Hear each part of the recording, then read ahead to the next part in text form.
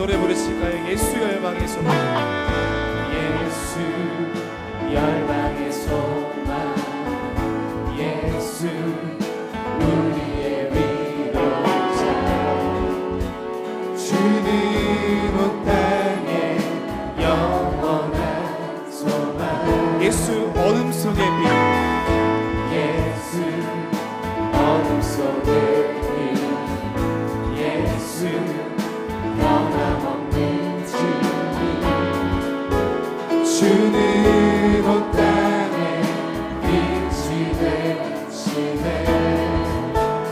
우리 위해 죽으시고 다시 사신 생명, 우리 위해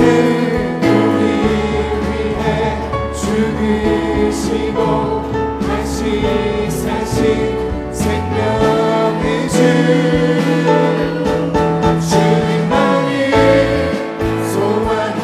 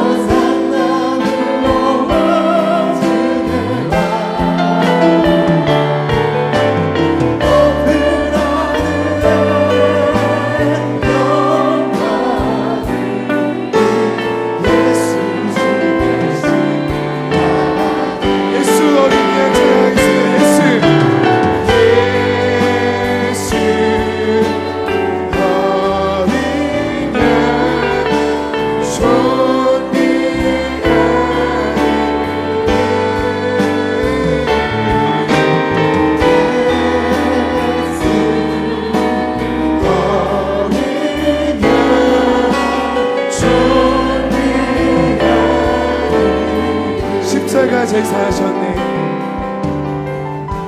십자가 제사하셨네. 주님의 이름 찬양해. 주 나의 모든 것. 쓰러진 나를 세우고 나의 빈참을 채우네. 주 나의 모든 것. 예수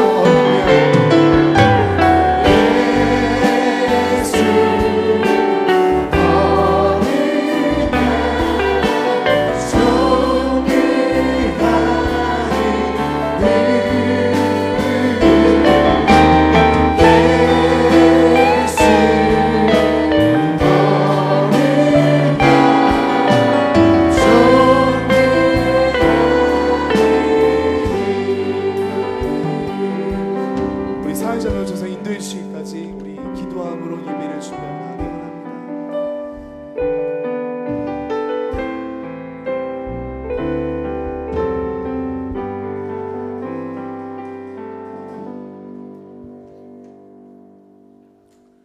마리아 찬양대 찬양에 맞추어 묵상기도 드리심으로 주의로 찬양 예배를 하나님 앞에 올려드리겠습니다.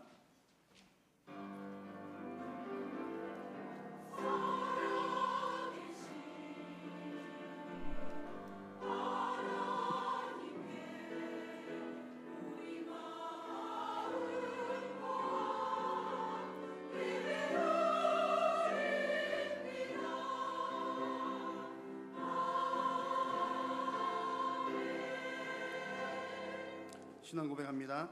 나는 전능하신 아버지 하나님 천지의 창조주를 믿습니다. 나는 그의 유일하신 아들 우리 주 예수 그리스도를 믿습니다. 그는 성령으로 잉태되어 동정녀 마리아에게서 나시고 본디오 빌라도에게 고난을 받아 십자가에 못 박혀 죽으시고 장사된 지 사흘 만에 죽은 자 가운데서 다시 살아나셨으며 하늘에 오르시어 전능하신 아버지 하나님 우편에 앉아 계시다가 거기로부터 살아있는 자와 죽은 자를 심판하러 오십니다. 나는 성령을 믿으며 거룩한 공교회와 성도의 교제와 죄를 용서받는 것과 몸의 부활과 영생을 믿습니다. 아멘. 240장 찬송 후에 정인홍 안수 집사님 우리를 대표해서 기도 인도하시겠습니다.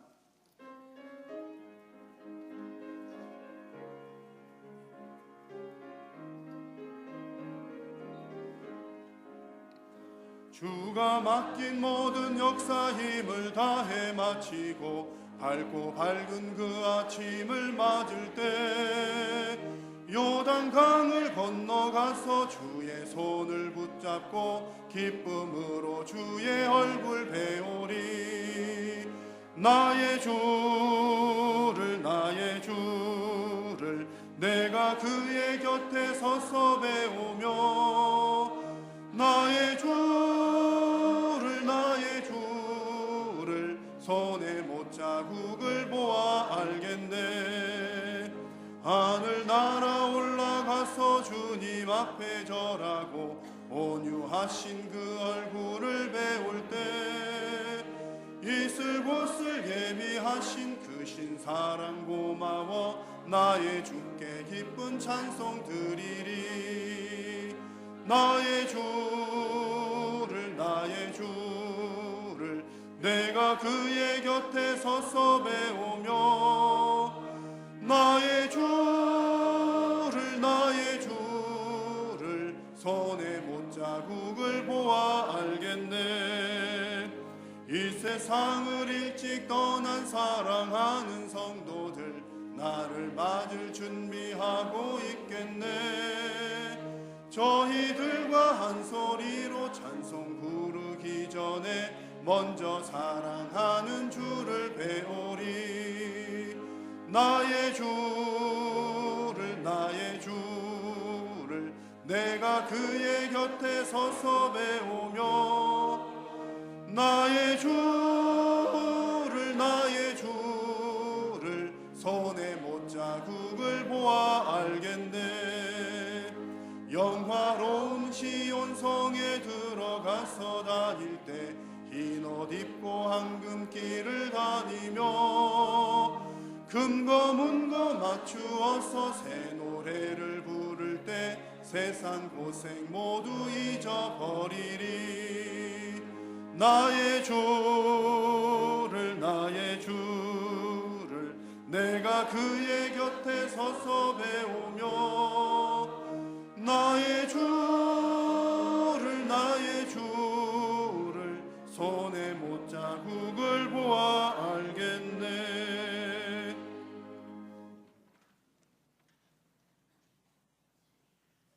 만왕의 왕이시며 만유의 주가 되시는 우리 여호와 하나님, 하나님의 은혜를 생각할 때마다 감사와 찬송을 드립니다.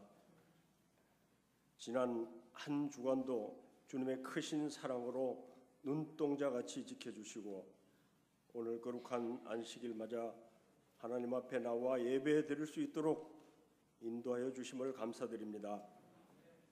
빈들의 마른 풀같이 시들은 우리 영혼이 주님 전에 나왔습니다. 험한 세상 살아가느라 무거운 짐을 지고 왔나이다. 이 시간 주님 앞에 무거운 짐 다 내려놓으니 마음의 평강과 기쁨으로 채워 주옵소서. 신령과 진정으로 예배할 수 있도록 주께서 인도하여 주시옵소서. 주님의 피값으로 사신 한일교회가 선교, 전도, 구제, 교육, 섬김이 사랑으로 하나 되어 힘있게 이루어지는 반석 위에 세운 교회 되게 하여 주옵소서. 그 중심에 오계강 목사님 세우셨사오니 영권, 인권, 물권, 건강 주셔서 잘 이끌어갈 수 있도록 축복하여 주옵소서. 특별히 교회 학교가 질적, 양적 부흥이 되게 하시고 주님 안에서 우리 자녀들이 하나님의 비전을 보게 하사 좋은 인재들이 세계, 우리나라에, 우리 교회에 많이 배출될 수 있도록 축복하여 주옵소서. 육신의 연약함으로 교회에 나오지 못하는 성도들이 있습니다. 다른 사정, 어려움으로 고난 중에 있는 성도들이 있습니다. 주님 하루속히 병마와 어려운 터널을 벗어날 수 있도록 도와주시옵소서. 마리아 찬양대 찬양을 기뻐 받아주시고 말씀 들고 다니서신 목사님께 성령의 두루마리로 덧입혀 주셔서 귀한 말씀에 큰 은혜가 나타나 우리가 더 주님을 닮아갈 수 있도록 축복해 주옵소서. 우리 구주 예수님의 이름으로 기도드리옵나이다. 아멘.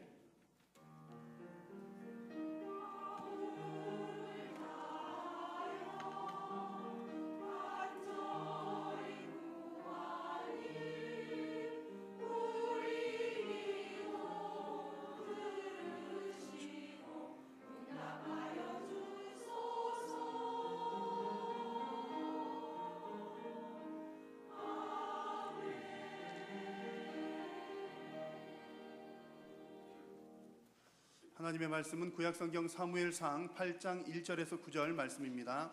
사무엘상 8장 1절에서 9절 말씀 한 절씩 교독을 한 후에 마지막 절은 함께 읽겠습니다. 사무엘이 늙음에 그의 아들들을 이스라엘 사사로 삼으니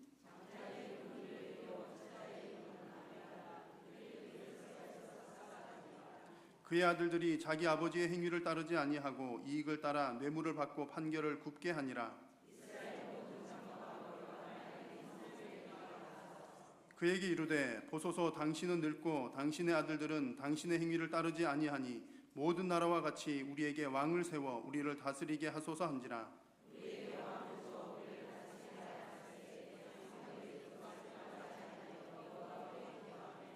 여호와께서 사무엘에게 이르시되 백성이 내게 한 말을 다 들으라. 이는 그들이 너를 버림이 아니요 나를 버려 자기들의 왕이 되지 못하게 함이니라.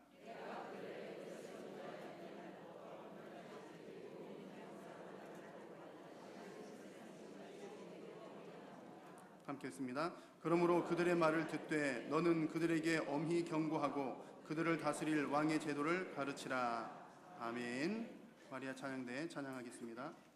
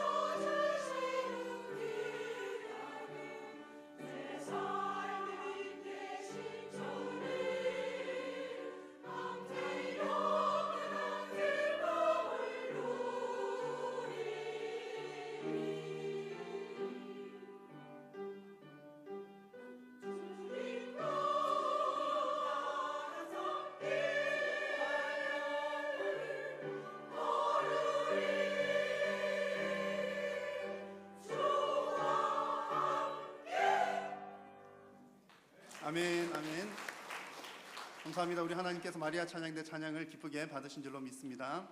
이 시간에는 강사무엘 목사님 참되신 왕 하나님이라는 제목으로 은혜의 말씀 전하시겠습니다.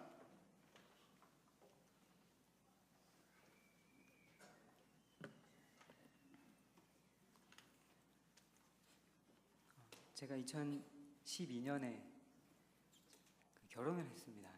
그래서 처음으로 제가 놀려고 외국에 나가봤었는데요. 외국에 나갈 때는 주로 이제 선교를 간다든지 훈련을 받는다든지 이런 이유로 나갔었는데 처음으로 그때 이제 놀려고 외국에 나갔습니다. 제가 태국에 갔었는데요. 갔더니 어떤 건물에서 굉장히 좀 이상한 사진이 있었어요. 어떤 사진이 있었냐면 어떤 할머니가 이렇게 의자에 앉아 계시고요. 그 옆에 점잖은 할머니와 할아버지들이 이제 그 의자가 아니라 바닥에 이렇게 앉아 계셨어요. 바닥에 앉아 계셨는데 어떻게 하셨냐면 우리 저 외할머니께서 주로 그렇게 많이 앉아 계셨었는데 무릎을 꿇고 앉은 다음에 무릎을 옆으로 이렇게 살짝 뭔지 아시죠? 그렇게 다들 앉아 계시는 거예요.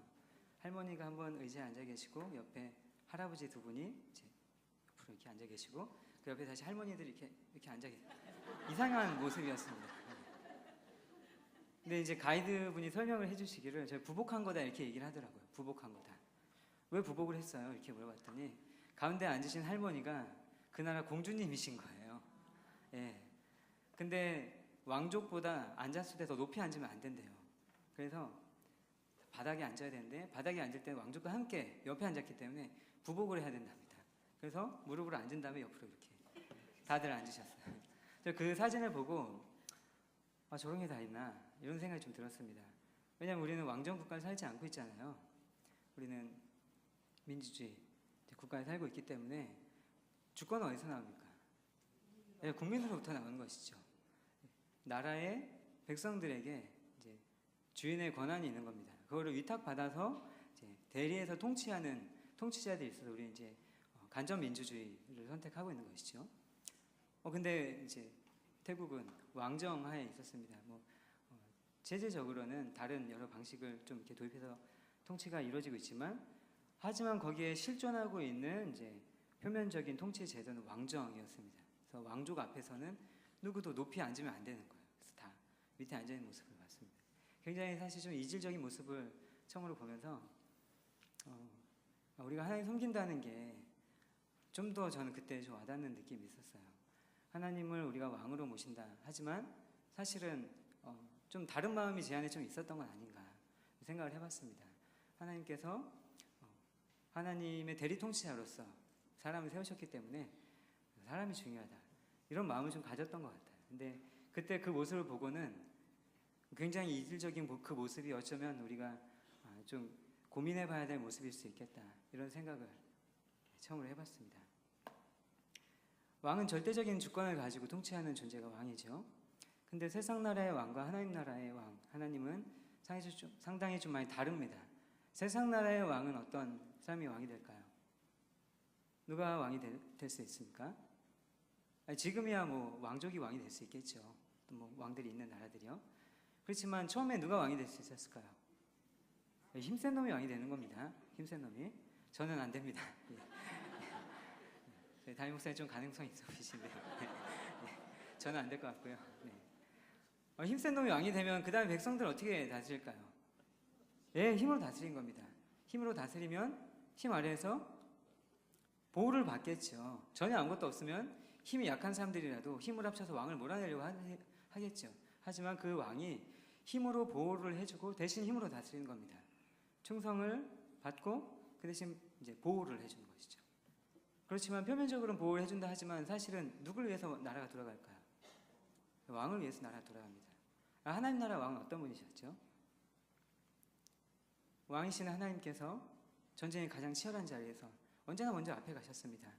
이스라엘 백성들이 광야에서 길을 찾아갈 때 맨 앞에 뭐가 갔습니까? 법궤가 갔습니다. 하나님께서 백성들의 쉴 길을 찾으셨고 그 다음에 보호하셨고 광야를 처음에 들어갔을 때 뒤에서 애국 군대 쫓아올 때 그거 누가 막았습니까? 왕이신 하나님 막으셨죠. 다 모압 지졸들이었을 때 하나님께서 그들 앞에서 싸우셨고, 홍해를 여실 때도 너희는 가만히 있어 이것들을 보아라 하셨죠. 하나님 나라의 왕이신 하나님께서는 백성들을 위해 헌신하시는 왕이시기 때문에 세상 나라의 왕과는 상당히 다릅니다.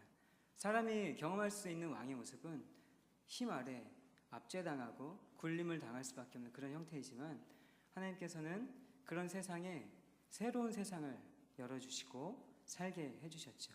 오늘 우리 함께 왕이신 하나님, 그리고 그 왕이신 하나님을 또 배반하는 사람들의 모습 속에서 우리가 걸어야 할 길을 함께 고민하는 시간이 되면 좋겠습니다.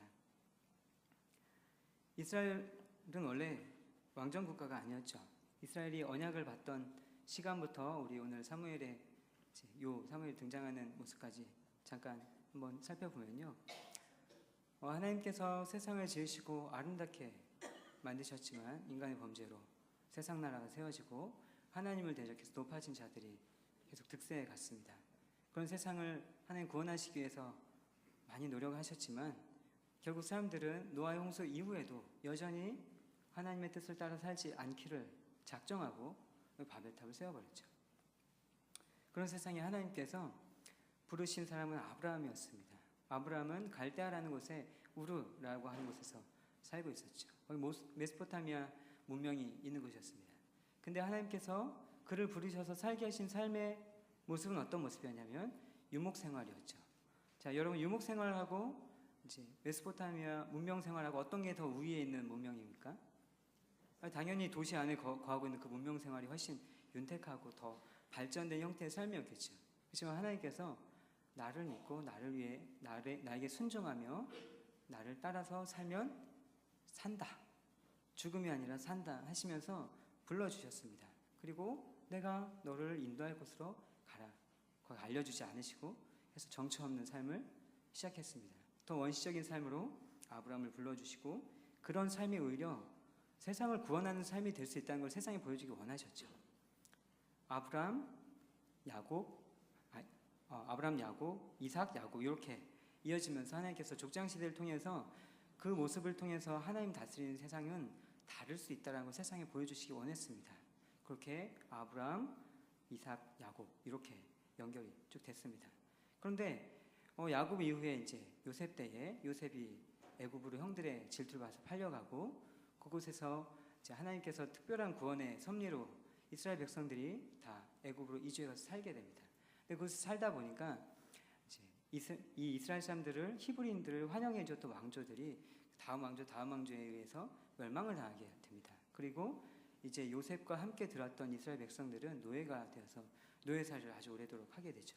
하나님께서 모세를 불러주셔서 구원해 주셨습니다. 그리고 나를 잘 따라 살면, 나의 말씀을 잘 듣고 순종하여 살면 너희들 나에게 가보와 같은 보물이 될 것이고 세상을 향해서 제사장 나라가 될 것이다 불러주시고 다시 새로운 소명으로 불러주셨습니다. 그래서 그들은 다시 문명을 떠나서 광야로 들어가게 됐습니다. 광야 생활 쭉 하게 되었고요. 그 이후에 하나님께서 아브라함을 인도해 가셨듯이 이제는 모세를 통해서 이끄시고 그 다음에 여호수아를 통해서 이끄셔서 가나안 땅에 다시금 이스라엘 백성들을 들이셨습니다. 그리고 나서 사사시대가 시작이 됐죠. 그때 하나님 앞에 이 이스라엘 백성들은 복을 많이 받아서 땅을 분배받게 되었습니다. 그리고 하나님 나라를 그곳에 세워가게 되었죠. 그렇지만 그곳에서 이스라엘 백성들이 좀 살만하니까 딴 생각이 들었어요. 그 도시 문명의 삶들을 배우려고 노력했죠. 그리고 같이 연합해서 살려고 했습니다.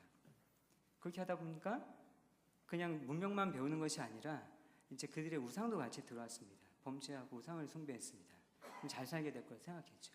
하나님 믿어서 구원받고 이 땅의 삶의 양식들을 들여와서 여기서는 부자 되고 이렇게 살려고 했던 겁니다. 근데 그런 삶이 하나님 앞에 합당하지 않았기 때문에 하나님 벌 주셨어요. 그러면은 이웃 나라가 쳐들어와서 고통당합니다. 그러면 아이고 내가 잘못했구나 하고 이스라엘 백성들 회개하면 하나님께서 들으시고 새로운 사사를 보내주셔서 구원하시고 좋은 날 오면은 또 까먹고 죄짓고 이렇게 계속해서 하나님 앞에 범죄하는 삶을 살다가 그 사사 중에서 마지막으로 사무엘이라는 사사가 등장을 하게 되었습니다. 이제 사무엘 사사가 이제 띠용하고 나온 게 아니라 이런 맥락 안에서 나온 것이죠. 이 사무엘 사사는 이전까지의 세상을 하나님의 말씀으로 잘 정리하고 돌아다니면서 하나님 말씀 가르치면서 이 나라를 잘 세워가기 시작했습니다. 그리고 하나님의 말씀을 잘 가르쳤죠. 그런데 문제가 언제 생기냐면 이 사무엘의 두 아들의 때 다시 문제가 생깁니다. 이제 후계자로 아들을 둘을 세우려고 하는데 이 두 아들이 판결을 굳게 하는 거예요. 뇌물을 받고 판결을 굳게 하는 거예요. 근데 이스라엘의 사사들은 주로 어떤 일을 했었냐면 전쟁의 영웅으로서 역할을 했었고요. 또 아주 중요하게 하는 것은 하나님의 말씀으로 하나님의 뜻을 따라서 판결을 공의롭게 하는 것이 이들에게 주어진 명령이었습니다. 근데 그 사사들이 뇌물을 받고 판결을 굳게 하는 거예요. 여러분, 판결을 굳게 하면 이 사람들 어디 가서 기대야 됩니까? 기댈 데가 없어지는 것이죠. 그래서 이스라엘 백성들이 찾아와서 사무엘에게 하는 말이 무엇이었냐면 우리도 왕을 세워주면 좋겠다라고 제안을 하게 된 것입니다.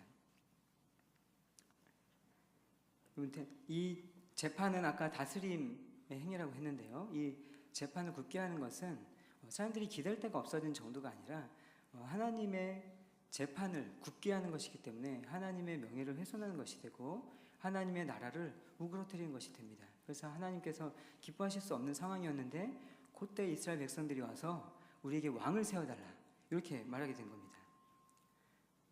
이스라엘 백성이 인간 왕을 구한 것은 잘못이죠. 하지만 그들이 왕을 구하게 된 것은 사실은 그 사람들의 잘못만이 아니라 이 직분을 맡고 있었던 사사들의 잘못이었습니다. 우리 이 대목에서 함께 우리 자신을 좀 돌아보면 좋겠습니다. 우리는 사사가 아니에요. 우리는 한 나라를 다스리는 어떤 통치자들은 아니죠. 하지만 우리는 어떤 사람으로 세상을 향해 부름을 받았습니까? 하나님의 말씀을 구현하는 사람들, 하나님께서 다스리는 그 다스림을 하나님의 다스림이 없는 세상에서 구현하는 사람들로 우림을 보냄을 받았습니다. 생명을 향해서 먼저 부름을 받았다가 이 생명을 가지고 세상을 향해서 다시금 파송을 받은 하나님의 자녀들, 하나님의 백성들, 왕권을 가진 그런 예수님과 함께 이 땅을 다스릴 왕들로 세상을 향해 보냄을 받은 사람들인 것이죠. 그런 맥락에서는 우리가 함께 이 본문을 유심히 살펴볼 필요가 있습니다.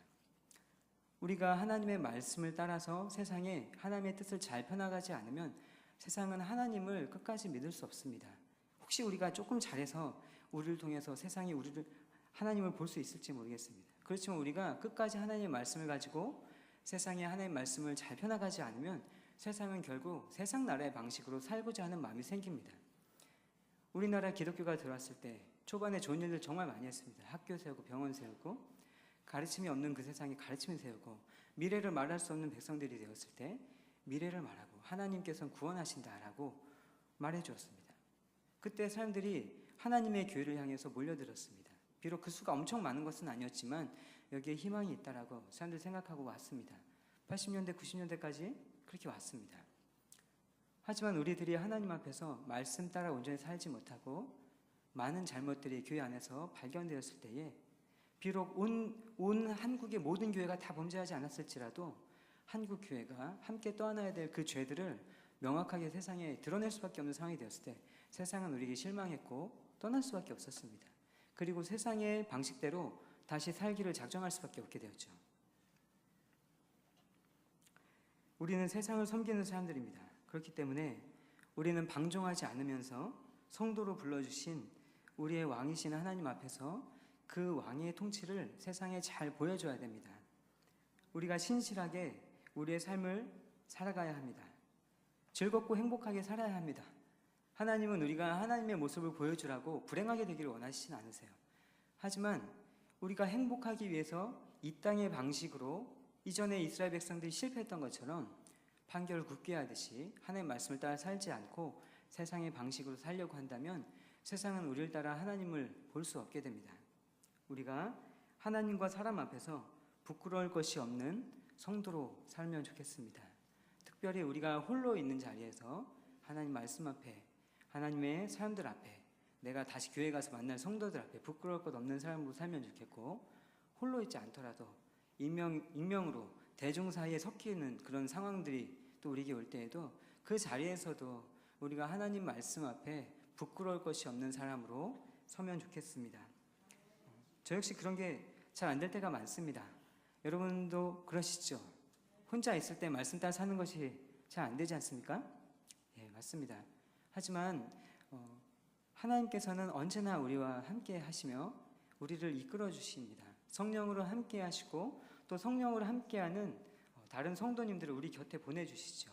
우리가 매 순간 함께 있지는 않지만 성도님들을 통해서 지체들을 통해서 우리의 마음의 눈을 띄워주시고 하나님의 말씀을 따라가야 한다고 계속해서 우리를 자극해 줍니다. 그것이 하나님께서 우리를 향하여 가지신 하나님의 뜻입니다. 그런 삶을 우리가 홀로 있을 때, 우리를 아는 사람이 아무도 없는 곳에 있을 때 우리가 잘 살아갈 수 있기를 바랍니다. 백성들은 사무엘의 아들들의 잘못을 보고 왕을 구하게 됐습니다. 하지만 이것은 사사들만의 잘못은 아니죠. 백성들도 이건 잘못 구한 것입니다. 여러분, 사무엘 상하의 주인공은 사무엘이 아니고요.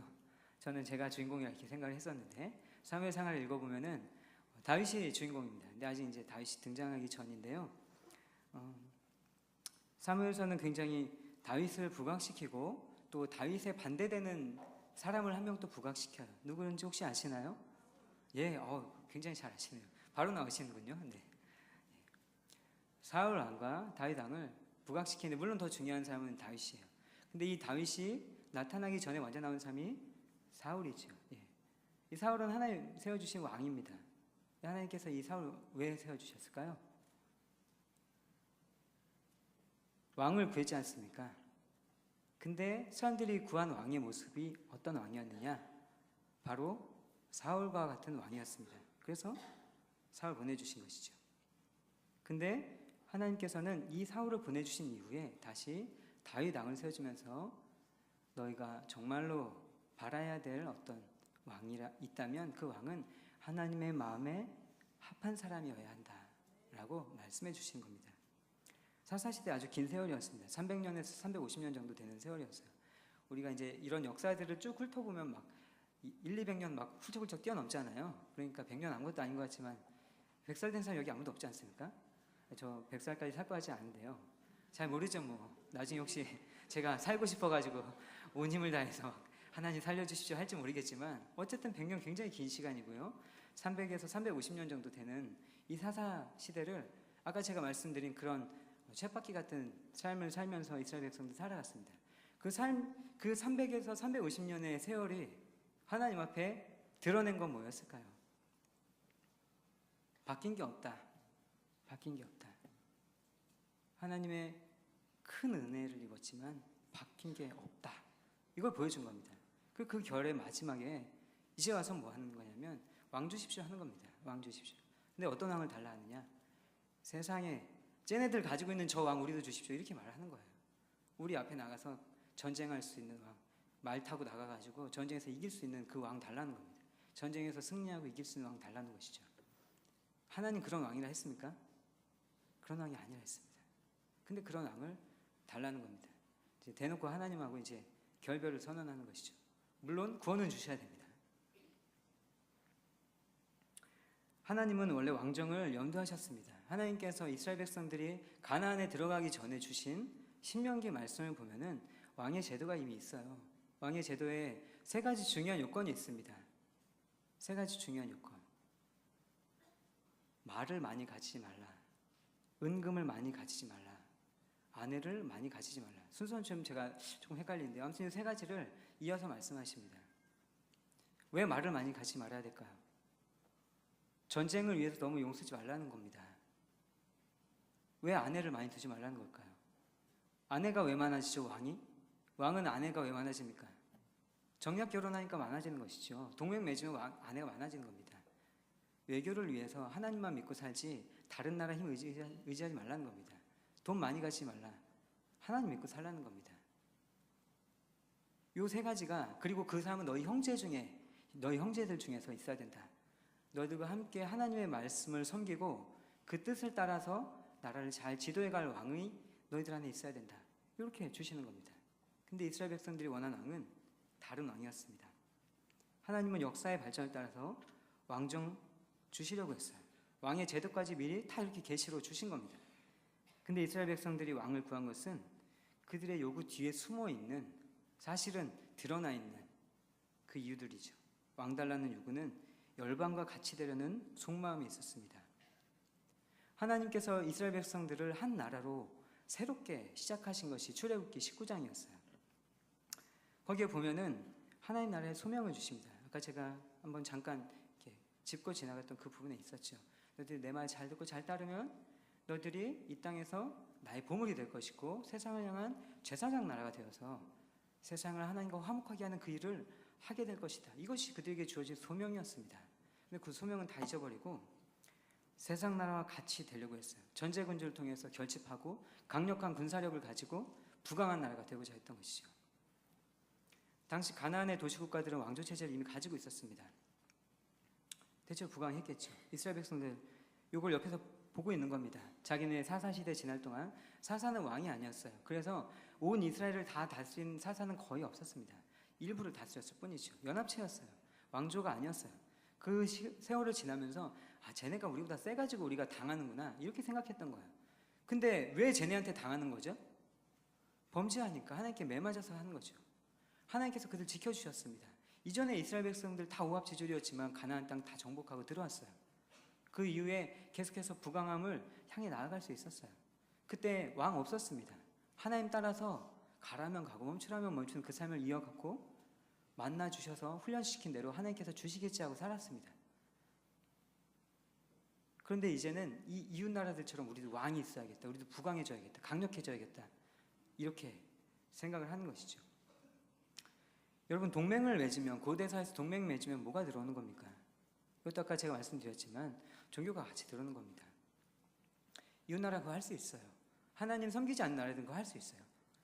그 종교가 문제입니까? 잘 사는 게 문제지. 당장 우리가 가난해갖고 먹고 살기 힘들면 쟤네가 더 좋은 거 있다 그러면은 그 신이 잘 살게 해줬나 보다 하고 신 받아들이는 거 당연한 겁니다. 근데 이스라엘 백성들 그렇지 않았어요. 그래서 이스라엘 백성들은 통혼할 수 없었던 겁니다. 다른 백성들과 함께 섞이지 않고 비록 삶의 양식은 좀 후진적으로 보일지라도 하나님 믿고 사는 삶이 더욱더 뛰어난 삶이다. 하나님께서 정말 주신 그 생명을 생기 있게 하는 삶이다라는 걸 세상에 증언하는 것이 하나님의 뜻이었습니다. 그 일관성 있게 신약에도 이어져요.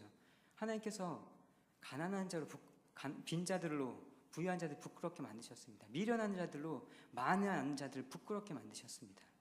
하나님 그런 하나님이셨어요. 그 하나님 믿고 살지 않고 우리도 세상과 똑같이 힘세져야겠다. 이렇게 나왔던 것이죠. 여러분 백성이 왕을 구한다는 게 어떻게 느껴집니까? 백성이 왕을 구한다. 이게 당연한 건가요? 왕은 어떤 존재라고 아까 말씀드렸습니까? 왕은 통치하고 군림하는 존재입니다. 근데 백성이 왕을 구하는 여기까지 나아가는 것이죠. 우리가 하나님 뜻을 벗어나면 우리의 삶이 기형적이 되는지 모르고 하나님 뜻 벗어나서 삽니다. 정사와 권세가 통치하는 이 땅의 질서대로 살면 살 줄 알고 살죠. 하나님 섬기고 살면 사는 게 아니라 돈 많이 벌고 이것저것 많이 가지고 부동산 많이 가지고 내가 많이 배워서 좋은 학벌 가지고 다른 사람들 밟더라도 내가 위로 올라가면 더 잘 살 줄 아는 겁니다. 그런 삶 살면 여러분 더 정말 잘 살아집니까? 그 삶의 끝에 뭐가 있습니까? 필립 얀시의 하나님의 놀라운 하나님의 은혜라는 책이 있어요. 그 책의 한 에피소드를 보면은 한 여인이 목사님 찾아옵니다.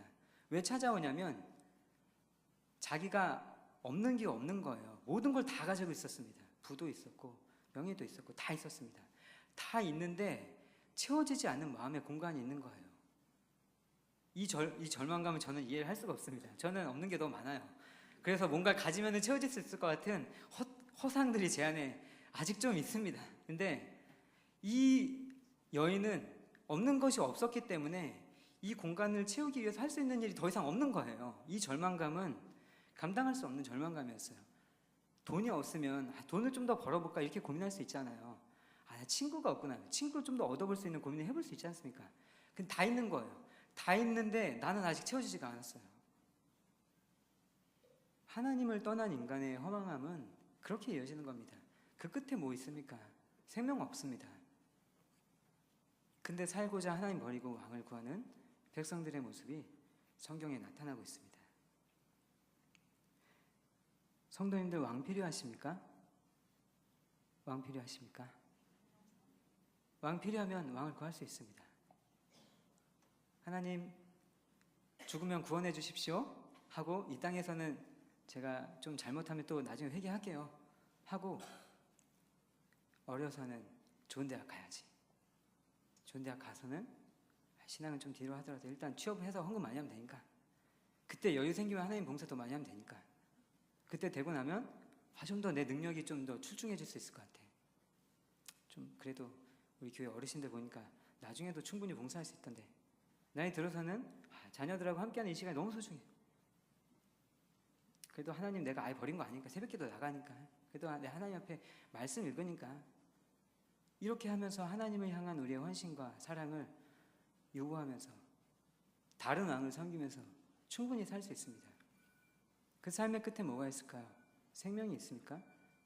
저는 우리들이 죽음 이후에 어떻게 될지 저는 아무도 알 수 없다고 생각합니다. 하지만 분명한 것은 이 땅에서 우리가 하나님과 동행하지 않으면서 살았을 때 과연 저 세상에 하나님과 함께 하는 삶이 가능할까? 하나님의 은혜로 그렇게 해주실 수는 있지만 사람의 생각인 제 그냥 목사의 생각으로 생각했을 때도 부당합니다. 그거를 우리가 언감생심 가질 수는 없는 마음이에요. 우리가 정말로 영원한 생명 하나님과 함께하는 삶을 저 세상에서 죽음 이후에도 영원하게 하나님께 은혜와 복을 받으면서 살고 싶은 그 삶을 소망하면서 이 땅에서는 세상의 왕을 섬기면서 산다는 거 받아들일 수 없습니다. 사람의 마음으로도 받아들일 수 없는 마음입니다. 우리들이 다른 왕을 구하지 않고 하나님을 잘 섬기면서 이 땅에서 잘 살면 좋겠습니다. 우리 함께 본문에 8장 7절과 9절을 같이 한번 읽어봅시다. 8장 7절과 9절 함께 읽어보겠습니다. 시작. 여호와께서 사무엘에게 이르시되 백성이 내게 한 말을 다 들으라. 이는 그들이 너를 버림이 아니요 나를 버려 자기들의 왕이 되지 못하게 함이니라. 그러므로 그들의 말을 듣되 너는 그들에게 엄히 권고하고 그들을 다스릴 왕의 제도를 가르치라. 아멘. 7절과 9절 말씀 함께 읽었습니다. 결과적으로 하나님은 그들의 왕 주셨습니다. 하나님은 사울의 가문을 통해서 한번 왕을 주시고 그다음에 이제 다윗 가문을 통해서 또 왕을 주셨죠. 처음에는 잘못된 예시, 너희들이 구하는 예시를 따라서 사울 왕의 이 왕조를 세워주셨습니다.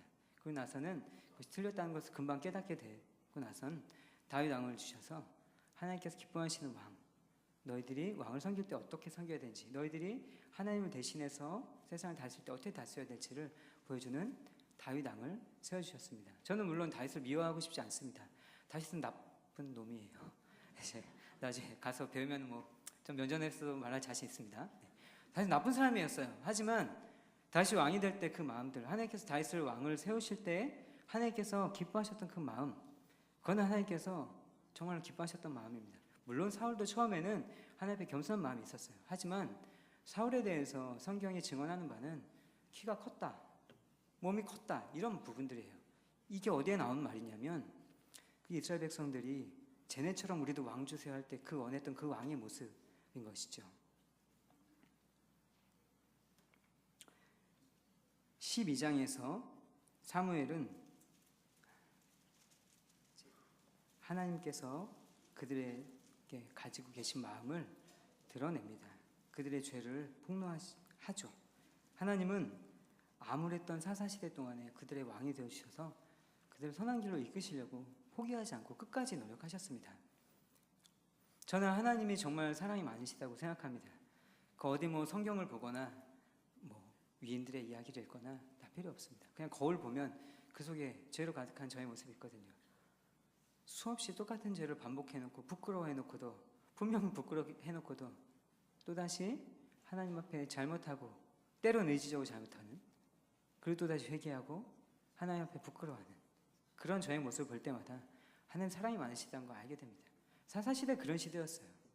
똑같은 죄를 끊임없이 반복했고 더 악화되어가는 그런 시대였죠. 근데 하나님께서 그들 포기하셨습니까? 버리셨나요? 안 버리셨습니다. 끝까지 그들 안아주셨습니다. 애들이 색종이에다가 막 색종이 접어요. 접고 나서 낙수합니다. 낙수한 다음에 찢습니다. 그러면 어떻게 하죠? 세종이 꺼내면 그만이에요. 그렇게 된 우리들을 하나님 안 버리시고 그래도 이거 귀하다 하시고 이거 가지고 계셨던 거예요. 그 하나님을 버리고 왕 주십시오 했던 것. 사무엘은 12장에 가서 그 죄를 폭로합니다. 너희들 정말 잘못한 거였다 라고 말해줍니다. 근데 우리가 7절 읽고 나서 이제 9절을 읽었는데요. 9절에 보면 하나님께서 어떤 얘기를 하시냐면 그들에게 왕의 제도를 잘 가르쳐줘라 이렇게 얘기를 합니다. 저는 하나님께서 우리를 향해서 가지신 마음이 정말 끝까지 선하시고 신실하시다는 것을 감사하게 생각합니다. 우리들이 함께 그 하나님 앞에 감사하며 살면 좋겠습니다. 우리가 유일하신 왕이신 하나님만을 섬겨야 합니다. 왕정은 하나님의 때에 이루어질 복이었습니다. 그러나 이스라엘은 그 귀중한 복을 복으로 받지 못하고 화로 받게 됩니다. 근데 화로 받아야 하는 그들에게 하나님은 다시 그것을 복으로 바꿔서 주시죠. 하나님은 참 좋은 왕이십니다. 우리가 정사와 권세 그런 폭정 앞에 신음하지 않고 우리를 구원해 주시고 다스리시고 끝까지 선한 길로 이끄시기 바라시는 왕이신 하나님을 잘 섬기며 살면 좋겠습니다. 이제 말씀 정리하겠습니다. 우리 함께 다시 한번 7절을 읽어보면 좋겠습니다. 7절 시작. 여호와께서 사무엘에게 이르시되 백성이 내게 한 말을 다 들으라. 이는 그들이 너를 버림이 아니요 나를 버려 자기들의 왕이 되지 못하게 함이니라. 아멘. 여러분, 이 말씀에서 어떤 정서를 느끼십니까? 8장 7절 말씀에서 하나님의 이 말씀에 어떤 정서가 느껴지십니까? 저는 굉장히 감정이입을 하면서 읽었었어요. 학생일 때 그렇게 읽었었는데요. 서운하셨나 보다 이렇게 생각을 했어요. 근데 제가 나이를 먹어갈수록 이게 완전히 오해했다는 것을 생각하게 됩니다. 서운한 마음일 수도 있죠. 하지만 하나님께서 이 사무엘상 말씀을 쭉 이어가신 거 보면은 서운하셨다라기보다는 진노하신 겁니다. 하나님은 왕이십니다. 우리하고 전혀 다른 분이세요. 우리가 주기도문을 고백할 때 뭐라고 맨 처음 고백합니까? 하늘에 계신 우리 아버지요. 하늘에 계시다는 말씀과 아버지란 말씀을 함께 고백합니다. 아버지란 말씀은 어떤 말씀일까요? 은혜로우시고 인자하시는 말씀이겠죠. 하늘에 계시다는 건 무슨 고백입니까? 하나님은 전능하신 하나님이시라는 겁니다. 우리와 전혀 다른 이질적인 하나님이시라는 거죠. 그 하나님에 대한 고백이 먼저 나옵니다. 하늘에 계신 우리 아버지요. 이런 고백이 진실하다면 우리 그렇게 읽을 수 없습니다. 하나님 서운하셨구나.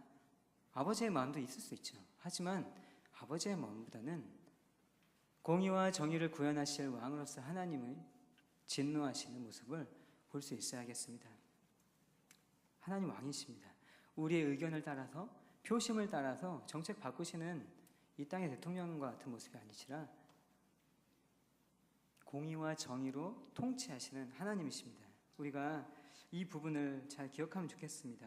그리고 이것을 잘 기억한다는 것은 우리가 하나님의 공의와 정의라는 그 하나님의 성품에 함께 참여하는 것이어야 하겠습니다. 하나님의 공의와 정의는 하나님과의 관계에 있어서의 올바름, 그리고 사람과의 관계에 있어서 올바름입니다. 순간순간 우리의 삶이 이어지는 소소한 일상 속에서 하나님의 성품에 참여한 자로서 하나님의 다스림을 따라서 잘 살면 좋겠습니다. 당연히 그 삶에는 하나님의 말씀을 읽고 배워가는 것이 먼저 수반되어야 됩니다. 왜냐하면 하나님의 뜻은 명확하게 하나님의 말씀에 나와 있기 때문이죠. 우리가 하나님의 공의와 정의를 잘 받아들이고 또 우리가 그것을 우리가 살아가는 곳에서 잘 펴가기를 바랍니다. 그것을 위해서 하나님의 말씀을 우리가 주목하여 살길 바랍니다. 함께 기도하겠습니다. 하나님 아버지, 이 땅에서 우리의 왕이 되어주심 감사합니다.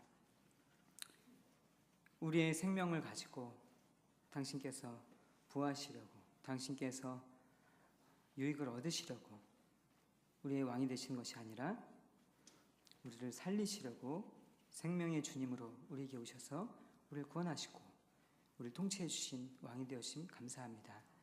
우리가 때때로 우리의 마음과 우리의 생각이 흐트러져서 하나님보다 세상을 왕으로 섬기고 싶어질 때가 있습니다.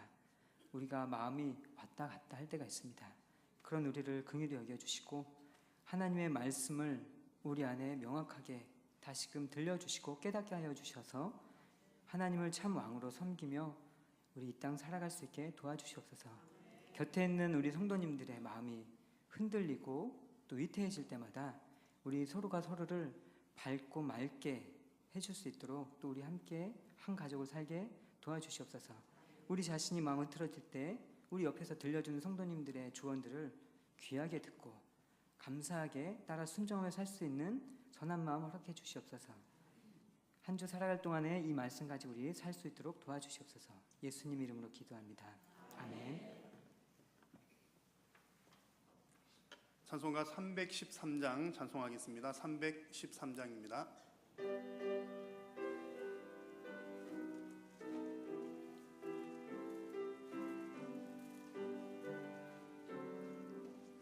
내 임금 예수 내 주여 이 죄인이 주님 앞에 한없는 은혜 받고서 내 생명 모두 드리오니 그 풍성하시는 종을 주 내게 내려주소서. 내 임금 예수 내 주여 물은 덮으시고 주 십자가에 흘리신 그 피를 믿는 마음 보사 내 중한 죄를 사하여 참 평안한 맘 주소서. 내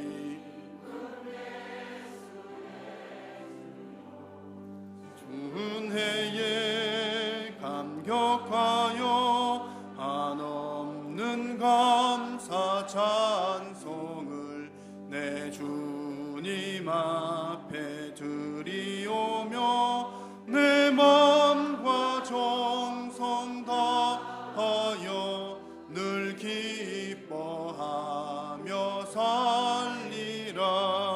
내 임금 예수 내 주여 이 마음과 이 천한 몸 그 보배 피로 값주고 주 친히 사신 것이오니 나 이제 사나 죽으나 주 뜻만 따라 살리라. 아멘. 9월 3일부터 진행되는 다니엘 기도회 여러분 기억해 주시고요.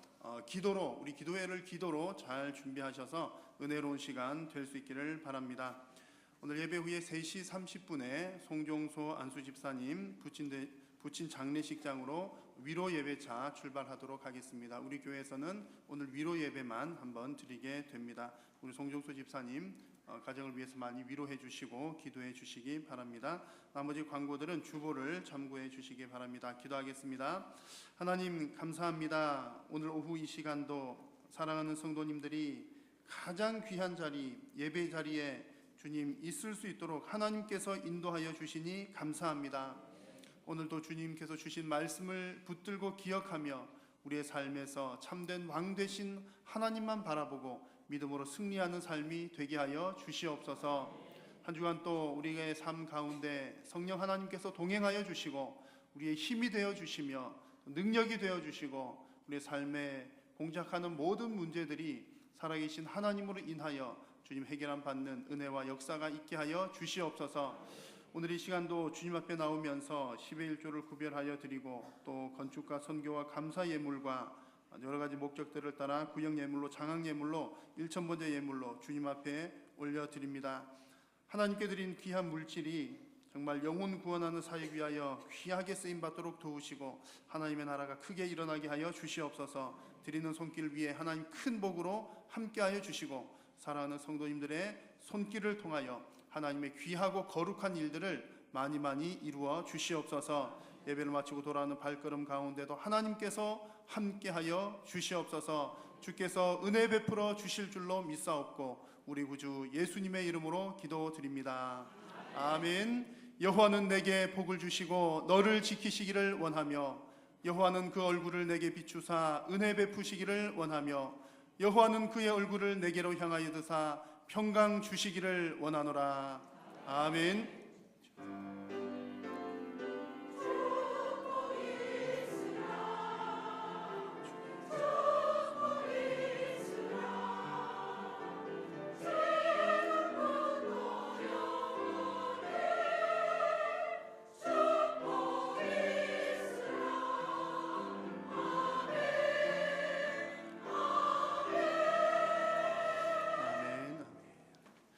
예배를 마쳤습니다. 서로 이렇게 인사 나누고 돌아가겠습니다. 하나님만이 나의 왕이십니다.